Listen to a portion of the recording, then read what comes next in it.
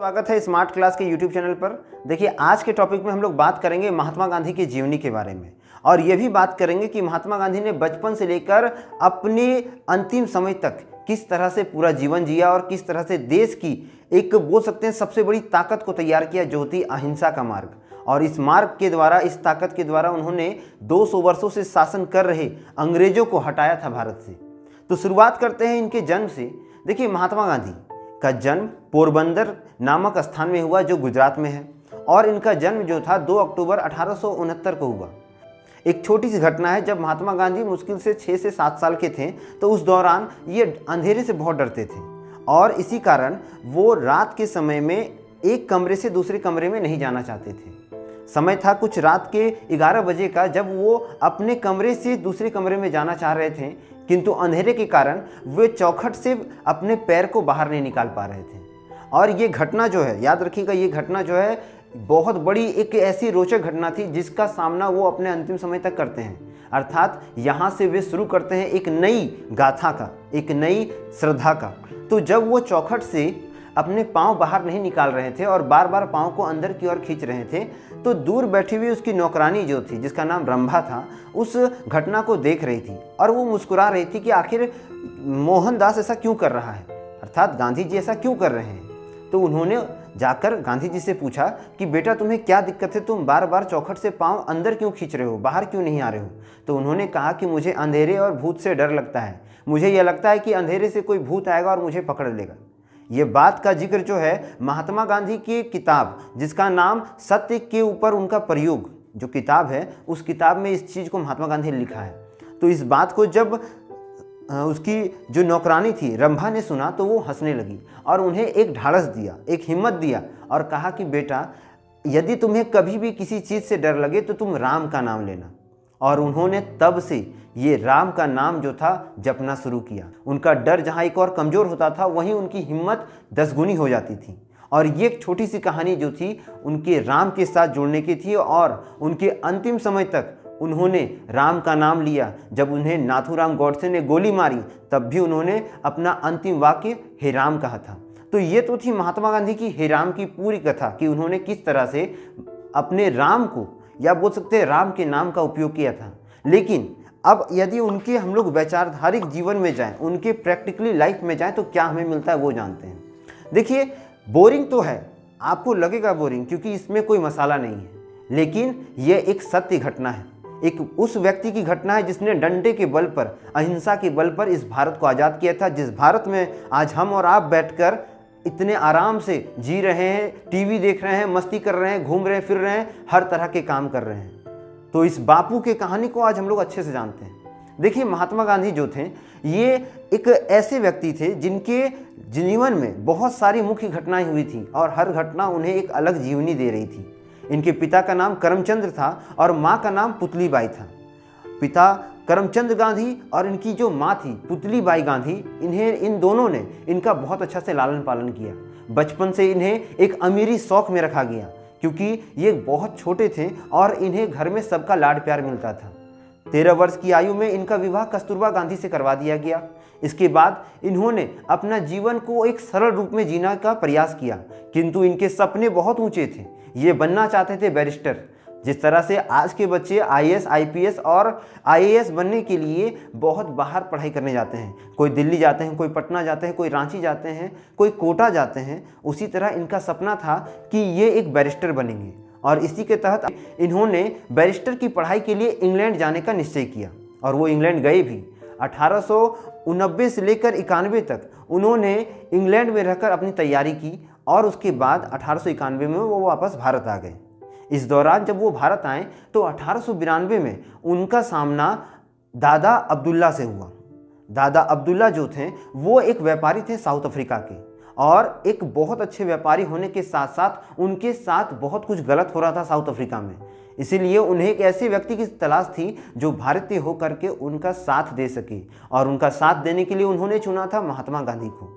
उन्होंने महात्मा गांधी से आग्रह किया कि वे साउथ अफ्रीका आए और उनके लिए, उनके लोगों के लिए, काले लोगों के लिए, जो गैर साउथ अफ्रीकन हैं या जो काले लोग हैं साउथ अफ्रीका का, उनसे जो टैक्स अधिक लिया जा रहा है, उनके विरोध में सरकार से अपील करे और उन्हें उनका अधिकार दिलाए।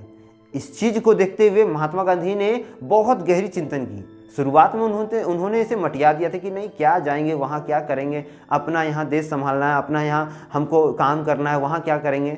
लेकिन जब उन्होंने भारत की स्थिति देखी कि यहाँ भी ऐसा हो रहा है, तो उन्होंने ऐसा सोचा कि पहले मैं बाहर से शुरुआत करूँगा, पहले मैं अपनी पकड़ बाहर मजबूत करूँगा, फिर आकर अपने देश को बचाऊँगा। और हुआ भी कुछ ऐसा। उन्होंने 1893 में साउथ अफ्रीका की यात्रा की। साउथ अफ्रीका की यात्रा के दौरान, ध्यान से सुनिएगा, साउथ अफ्रीका की यात्रा के दौरान उनके साथ एक रेल कांड होता है। देखिए, रेल कांड का कुछ ऐसा बोल सकते हैं घटना है कि महात्मा गांधी एक बार डरबन से एक प्रिटोरिया नामक स्थान में जा रहे थे। डरबन एक स्टेशन है और प्रिटोरिया भी एक स्टेशन है, तो वहाँ वो जा रहे थे। इस यात्रा के दौरान उन्हें मैरिन्सबर्ग नामक स्टेशन में उतार दिया जाता है। अब उन्हें उतारने का कारण क्या था कि वो काले थे, तो जो अंग्रेज थे, जो गोरे लोग थे, उन्हें ये चीज़ खलाने की कोई काला व्यक्ति उनकी ट्रेन में चढ़े और ज़बरदस्ती उन्हें उस ट्रेन से धक्का मार के निकाल दिया जाता है। महात्मा गांधी इस चीज़ को देखकर बहुत गुस्सा हो जाते हैं, बहुत क्रोधित हो जाते हैं और उसी समय वो कसम खाते हैं कि जिस तरह गोरे लोग, तुम लोगों ने आज मुझे इस ट्रेन से उतारा है, एक दिन मैं तुम्हें अपने देश से भगाऊंगा। और उसी समय से वो जो थे एक साहसी और दृढ़ निश्चय कर करके अपने आप को देश के लिए तैयार करते हैं और वहीं से साउथ अफ्रीका से ही अपना पहला नटाल इंडियन कांग्रेस की स्थापना 1893 में कर देते हैं। और इसका जो पूरा संगठन जो तैयार होता है वो 1894 में होता है। तो आप कह सकते हैं कि 1894 में महात्मा गांधी ने नटाल इंडियन कांग्रेस की स्थापना की थी। 1893 में इसका जो पूरा मसौदा था वो तैयार किया गया था कि किस तरह उसे इस कांग्रेस को तैयार करना है और किन किन लोगों को इसमें जोड़ना है। लेकिन 1894 में इसकी पूर्ण स्थापना हो जाती है और इसकी स्थापना के साथ उन्होंने कई बड़े बड़े चेहरों को इसमें शामिल किया, जो बड़े बड़े नेता थे काले लोगों का और जो बड़े बड़े व्यापारी थे, ताकि उस कांग्रेस की खर्च को उठा सके और वो खुल करके वहाँ पर साउथ अफ्रीका में अंग्रेजों का सामना कर सके।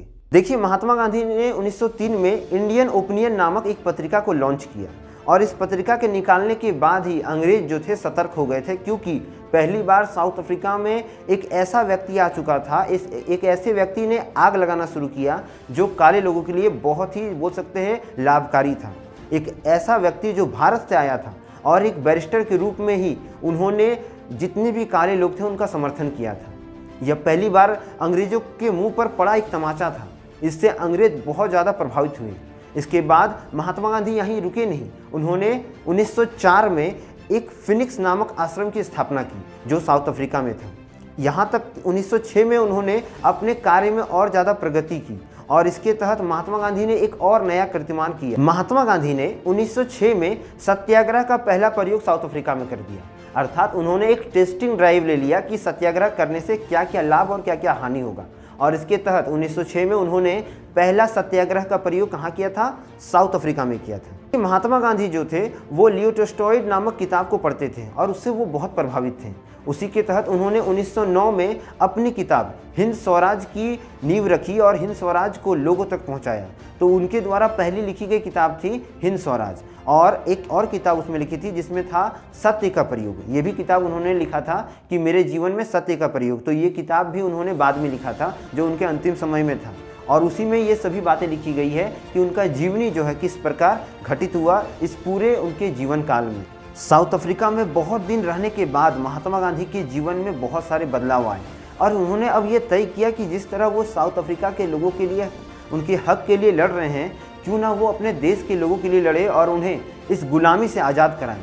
इसी को देखते हुए 9 जनवरी 1915 को महात्मा गांधी ने भारत की धरती पर पुनः कदम रखा और इस दिवस को प्रवासी दिवस के रूप में मनाया जाता है। माना जाता है कि यह दिन पूरे भारत के लिए एक पवित्र दिन था। इसी कारण आज भी हम प्रवासी दिवस के रूप में इस दिन को मनाते हैं। देखिए, जब महात्मा गांधी भारत आए तो उन्होंने भारत के हर क्षेत्र में या भारत की राजनीति के बारे में जानने का सबसे बड़ा चेष्टा जाहिर किया और इसके लिए उन्होंने अपना गुरु या बोल सकते हैं कि राजनीतिक गुरु गोपाल कृष्ण गोखले को माना। उन्होंने गोपाल कृष्ण गोखले से भारत के हर क्षेत्र के बारे में जानकारी हासिल की कि किस तरह अंग्रेज हर क्षेत्र में अपना शासन कर रहे हैं, किस तरह वो अपनी गतिविधियां कर रहे हैं। इसीलिए गोपाल कृष्ण गोखले को महात्मा गांधी का राजनीतिक गुरु कहा जाता है। गोपाल कृष्ण गोखले ने ना सिर्फ महात्मा गांधी को हर सारी जानकारियां दी, बल्कि उन्हें हर दावपेच बताया कि किस तरह से वो शांतिप्रिय ढंग से अंग्रेजों का सामना कर सकते हैं और उन्हें मुंहतोड़ जवाब दे सकते हैं। तो इसी के तहत महात्मा गांधी ने अपने हर कदमों को उठाया। देखिए, जब महात्मा गांधी भारत आए तो उस दौरान जो था प्रथम विश्व युद्ध चल रहा था और प्रथम विश्व युद्ध में अंग्रेजों को भारी मात्रा में भारतीय लोगों की आवश्यकता थी, भारतीय सैनिकों की आवश्यकता थी। इसीलिए वे लगातार ऐसे नेता को चुन रहे थे, अर्थात अंग्रेज ऐसे नेता को चुन रहे थे जो उन्हें नौजवान दे सके, जिन्हें वे सैनिक बना के युद्ध में ले जा सके। कौन? अंग्रेज। तो इसी के तहत उन्होंने महात्मा गांधी का भी कुछ समर्थन लिया और उन्हें आग्रह किया कि यदि आप हमारी सहायता करेंगे तो हो सकता है कि हम आप पर बहुत सारे सहूलियत करें, लेकिन इसके बदले आपको अपने बहुत सारे लोग देने होंगे जो हमारे साथ प्रथम विश्व युद्ध लड़ेंगे, और इस विश्व युद्ध में वो यदि हमारा साथ देते हैं तो हम भी आपको बहुत ज़्यादा मात्रा में छूट देंगे और हो सकता है कि आपको कहीं न कहीं कई क्षेत्रों में हम आज़ादी भी दे सकते हैं। महात्मा गांधी को जब इस बात का पता चला और उन्होंने तुरंत ही इसके ऊपर एक्शन लिया और उन्होंने अपने नवयुवकों से, अपने जितने भी लोग थे उनसे आग्रह किया कि वे अंग्रेजों का साथ दें उनके युद्ध में, यानी कि प्रथम विश्व युद्ध में, और इसके बदले वे हमें बहुत सारा अधिकार देंगे। इसी चीज़ के कारण महात्मा गांधी ने कई लाख लोगों की भर्ती करवाई अंग्रेजी बटालियन में। इसीलिए महात्मा गांधी को एक यहाँ पर उपनाम दिया गया भारतीय लोगों द्वारा, और ये नाम था भर्ती करने वाला सार्जेंट। देखिए, भर्ती करने वाला सार्जेंट मतलब एक ऐसा व्यक्ति जो लोगों की भर्ती करवाता है, तो इनका नाम पड़ा था भर्ती करने वाला सार्जेंट। देखिए, इसके बाद जब ये युद्ध समाप्त हुआ तो महात्मा गांधी को वैसा कुछ दिखने को नहीं मिला जिससे उन्हें यह लगे कि हाँ, उनके लिए कोई काम किया गया है, अर्थात यहाँ पर अंग्रेजों ने उन्हें धोखा दिया। 1916 में महात्मा गांधी ने साबरमती आश्रम की स्थापना की। गांधी का 1917 में मुलाकात होता है राजकुमार शुक्ला से। राजकुमार शुक्ला वह व्यक्ति थे जो चंपारण जिले में भारत के, या बोल सकते हैं कि चंपारण जिले के जितने भी किसान थे उनकी आवाज़ थे, उनके नेता थे। और राजकुमार शुक्ला ने महात्मा गांधी से मुलाकात की और उन्हें चंपारण जिले में हो रहे गैरकानूनी, या बोल सकते हैं गलत कामों के बारे में जानकारी दी।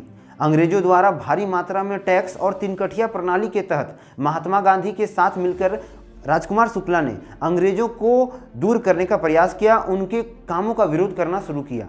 जब महात्मा गांधी को ये पूरा घटना पता चला कि वहाँ पर किस तरह से भारतीय किसानों का, या बोल सकते हैं चंपारण के किसानों का दोहन हो रहा है, उनके ऊपर अत्याचार हो रहा है, तो इसके लिए महात्मा गांधी ने कड़ी निंदा के साथ साथ वहाँ पर जाकर इसका विरोध करना शुरू किया।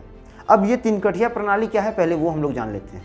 देखिए, तीनकठिया प्रणाली एक ऐसी प्रणाली है कि मान लीजिए कि कोई किसान के पास 20 कट्ठा ज़मीन है, तो 20 कट्ठा में 3 कट्ठा जो ज़मीन है उस ज़मीन में नील की खेती करनी होगी किसानों को। यदि कोई किसान इससे मना करता है तो उसकी पूरी संपत्ति जब्त कर ली जाएगी और उस किसान को उस गांव से बेदखल कर दिया जाएगा, उसके संपत्ति से बेदखल कर दिया जाएगा। तो महात्मा गांधी ने इसके विरुद्ध आवाज़ उठाई और जो किसानों के ऊपर भारी मात्रा में टैक्स लिया जा रहा था उस टैक्स के विरुद्ध भी आवाज़ उठाई। अंततः राजकुमार शुक्ला के साथ साथ उनके जितने भी किसान बंधु थे उन सभी को इस तीनकठिया प्रणाली से वो से छुटकारा मिल सकता है, और मिला भी। और महात्मा गांधी ने इसके लिए बहुत बड़ा विरोध किया था। उन्होंने कानूनी रूप से इसका विरोध किया और अंग्रेजों को मजबूरन तीनकठिया प्रणाली बंद करनी पड़ी, और साथ ही साथ 25% जो था वो टैक्स के रूप में मात्र देने का घोषणा किया गया। तो इस तरह से महात्मा गांधी ने 1917 में तीनकठिया प्रणाली के तहत हर तरह के जो टैक्स थे चंपारण लोगों पर या चंपारण के किसानों पर उसे दूर किया था। अगली घटना जो है वो 1918 की है। 1918 में मिल मजदूर आंदोलन जो अहमदाबाद में हो रही थी, इस आंदोलन का मुख्य उद्देश्य था कि जो वहाँ के मिल मजदूर थे उन्हें बोनस नहीं दिया जा रहा था, और उन्होंने महात्मा गांधी से आग्रह किया कि उन्हें उनका अधिकार दिलाए, और महात्मा गांधी ने भी इसमें बढ़ चढ़ कर हिस्सा लिया और उन्होंने उन लोगों का हक दिलाया और मिल मालिकों के ऊपर बहुत बड़ा बोल सकते हैं कानूनी कार्रवाई किया। उसी वर्ष 1918 में ही एक और घटना होती है। यह घटना थी खेड़ा आंदोलन का, जिसमें उनकी मुलाकात पहली बार सरदार वल्लभ भाई पटेल से होती है और उन्हें एक ऐसा कंधा मिलता है, एक ऐसा हाथ मिलता है जिसे बहुत ज़्यादा मात्रा में स्वतंत्रता के लिए जाना जाता था। महात्मा गांधी के साथ सरदार वल्लभ भाई पटेल की ये जो पहली मुलाकात थी, ये काफ़ी बदलाव वाली मुलाकात थी, क्योंकि महात्मा गांधी को अब ऐसा व्यक्ति मिल रहा था जो उन्हें देश की हर गतिविधि की जानकारी और देश में किस तरह से अंग्रेजों को दूर करना है, उन सभी तरह की रणनीतियों के बारे में बताने वाला व्यक्ति मिल चुका था। 1917 के बाद और 1918 के बाद महात्मा गांधी का जो रुतबा था वो बहुत बढ़ चुका था और अब वो एक जाने माने व्यक्ति बन रहे थे और इस जाने माने व्यक्ति के साथ बहुत सारे लोग जुड़ रहे थे। बहुत सारे लोगों की आशाएं थी कि महात्मा गांधी ही एक ऐसे व्यक्ति हैं जो आने वाले समय में भारत को गुलामियों की बेड़ियों से अलग कर सकता है। और कुछ ऐसे ही घटना हमें और देखने को मिलती है जहां पर हम खिलाफत आंदोलन के बारे में जानते हैं। 1919 से 22 में एक घटना होती है तुर्की में। तुर्की में हुआ क्या था कि खलीफा के ऊपर ब्रिटिश सरकार जो थी बहुत ज़्यादा मात्रा में प्रताड़न कर रही थी या उन्हें बहुत ज़्यादा मात्रा में तकलीफ पहुंचा रही थी। उनके जो क्षेत्र थे उन्हें बहुत ज़्यादा मात्रा में संकुचित कर रही थी और लगातार तुर्की के खलीफा को बहुत परेशानियों का सामना करना पड़ रहा था। इसी चीज़ को देखते हुए भारतीय मुसलमान जो थे वो बहुत ज़्यादा प्रभावित हुए और उन्होंने अपने खलीफा के लिए या बोल सकते हैं तुर्की के खलीफा के समर्थन में आवाज़ बुलंद करना शुरू किया। इसी के तहत अली बंधुओं ने, जिसमें शौकत अली और मौलाना मोहम्मद अली, इन दोनों भाइयों ने मिलकर खिलाफत आंदोलन का समर्थन किया। किंतु शुरुआत में एक बड़ा चेहरा नहीं होने के कारण इन्हें कोई उपलब्धि नहीं मिली। धीरे धीरे इन्होंने तय किया कि इसका अध्यक्ष वे महात्मा गांधी को बनाएंगे और महात्मा गांधी को पूरा नेतृत्व सौंप दिया गया। महात्मा गांधी ने जैसे ही इस आंदोलन को अपने नेतृत्व में लिया, बहुत भारी मात्रा में हिंदू मुस्लिम जो थे वो इनके साथ जुड़ने लगे और खिलाफत आंदोलन के द्वारा महात्मा गांधी ने अंग्रेजों पर सीधा निशाना लगाया कि वे भारत के मुसलमानों के साथ ऐसा कुछ करेंगे तो इसका नतीजा बहुत ख़राब होगा और हो सकता है कि इसके लिए उन्हें विरोध का सामना करना पड़ सके। बहुत कड़ी निंदा के साथ महात्मा गांधी ने इस बात को बताया, जिसके बाद ब्रिटिश जो थी, जो इंडियन ब्रिटिश थी या बोल सकते हैं जो ब्रिटिश कंपनी यहाँ पर थी या जो अंग्रेज यहाँ पर थे, उन्होंने अपने कानून को वापस लेने की बारे में घोषणा कर दी कि वो भारत में ऐसा कुछ नहीं करने वाले हैं जिससे यहाँ के मुसलमानों को तकलीफ होगी। खिलाफत आंदोलन में महात्मा गांधी को जिस प्रकार की उपलब्धि मिली, इससे कांग्रेस में महात्मा गांधी अब सक्रिय होने लगे और कांग्रेस के लोग अब महात्मा गांधी से बहुत अधिक जुड़ने लगे। इसी के तहत महात्मा गांधी से अपील की गई कि वो कुछ ऐसा करें जिससे भारत को एक नई ऊर्जा मिले जो स्वतंत्रता के रास्ते में बहुत बड़ा मील का पत्थर साबित हो। और इसी के तहत महात्मा गांधी ने 1920 में असहयोग आंदोलन करने का प्रस्ताव पारित करने का प्रयास किया।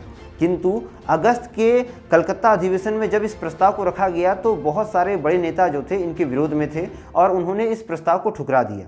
महात्मा गांधी असहयोग आंदोलन के द्वारा यह चाहते थे कि वे ब्रिटिश के द्वारा जितने भी कंपनी यहाँ स्थापित की गई हैं, जितने भी अंग्रेजी दुकान हैं या जितने भी तरह के व्यापार हैं, साथ ही जितने सरकारी कार्यालय हैं, उनका विरोध करें और उसके तहत कोई भी भारतीय व्यक्ति इन सभी चीज़ों से कोई भी तरह का सामान ना खरीदेंगे और ना ही इन कार्यालयों में, इन दफ्तरों में जाएंगे अपने प्रॉब्लम को सॉल्व करने के लिए। इसी के तहत महात्मा गांधी ने सभी लोगों का आह्वान करना था, लेकिन उनको इस प्रस्ताव से जो रुख मिला वो उससे वो बहुत नाखुश थे। किंतु उसी वर्ष 1920 में वापस उन्होंने नागपुर अधिवेशन में अपने इस प्रस्ताव को दोबारा रखा, जिसके बाद उनके इस प्रस्ताव को मान लिया गया। लेकिन कई बड़े चेहरे थे जिन्होंने इसका विरोध किया। उन नेताओं में से मोतीलाल नेहरू, एनी बेसेंट और साथ ही साथ चित्तरंजन दास जो थे, उन्होंने इसका विरोध कहा और एनी बेसेंट ने यहाँ तक कह दिया कि यह एक मूर्खतापूर्ण कार्य है यदि महात्मा गांधी ऐसा आंदोलन करते हैं, क्योंकि इससे अंग्रेजों का कुछ नहीं बिगड़ने वाला है। लेकिन महात्मा गांधी ने मुस्कुराते हुए कहा कि यह पहली बार अंग्रेजों के बोल सकते हैं साम्राज्य में मील का पत्थर साबित होगा, क्योंकि इसके द्वारा एक बहुत बड़ा जनसैलाब तैयार होगा जो अंग्रेजों के व्यापार के साथ साथ उनके कार्य क्षेत्र में भी प्रभाव डालेगा। इस चीज़ से अंग्रेज जो थे सही में तिलमिला गए और असहयोग आंदोलन को एक बहुत बड़ा रूपरेखा मिला। तो आज की वीडियो में हम लोगों ने महात्मा गांधी का एक भाग जाना है कि अभी तक महात्मा गांधी ने क्या क्या किया। अगले वीडियो में हम लोग जानेंगे कि चौरी चौरा कांड होने के तहत क्यों महात्मा गांधी ने असहयोग आंदोलन को बंद किया और साथ ही साथ किस प्रकार से उन्होंने भारत को स्वतंत्र करने का प्रण लिया था और किस किस मापदंड के द्वारा उन्होंने भारत को स्वतंत्र किया था। आशा करते हैं कि अभी तक की महात्मा गांधी की जीवनी को आप बहुत अच्छे से समझ गए होंगे। मिलेंगे हम लोग अगले वीडियो में, तब तक के लिए चैनल को लाइक करें, शेयर करें, सब्सक्राइब करें। वंदे मातरम, भारत माता की जय।